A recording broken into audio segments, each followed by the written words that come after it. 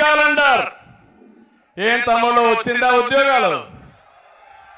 DSC పెట్టాడా? DSC ఒక DSC పెట్టారా? 5 ఏళ్లలో వస్తాయా ఉద్యోగాలు? మళ్ళా జాబ్ 30,000 టీచర్ ఉద్యోగాలు ఖాళీగా ఉన్నాయి, భర్తీ చేయాలి అనే ఇంగితం ప్రభుత్వానికి ఎప్పుడైనా ఉందా?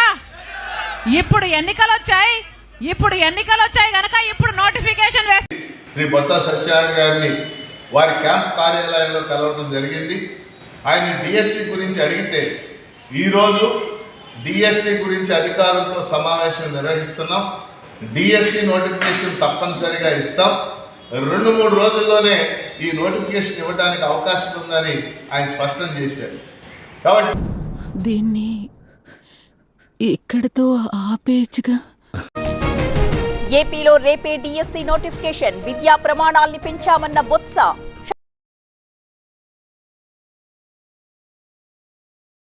30,000 పైగా ఇప్పటికైనాయి. త్వరలో మళ్ళీ దాని మొత్తం డీటెయిల్స్ రిలీజ్ చేస్తున్నాం. డిఎస్సి కూడా రాబోతుంది. మరి మీరు అడిగింది సమాధానం చెప్పాలి కదా, లేకపోతే మీరు పేస్ట్ని కట్ చేసి లేని పని రాసేస్తారు. నా భయం అది. అందుకు రావాలి.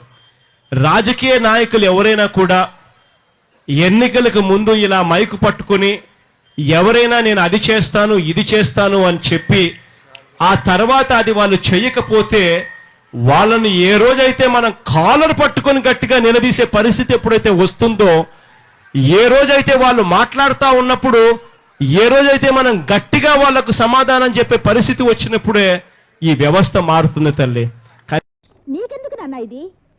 ఎప్పుడు చేయలేదు. అది ఇప్పుడు డిఎస్సి ఎప్పుడు రావచ్చు అని అనుకోవచ్చు సార్ ఒక మాట అండి, డిఎస్సి ఉద్యోగ లభ్యతను బట్టి తప్పితే ఈ రాష్ట్రంలో ఉన్నటువంటి వేకెన్సీలు ఎన్ని ఉన్నాయి, టీచర్ల వేకెన్సీలు ఎన్ని ఉన్నాయి, ఆ టీచర్ల వేకెన్సీని బట్టి డిఎస్సి ఇస్తారు. చాలా సంవత్సరాల నుంచి పెండింగ్ ఉంది. Few moments later.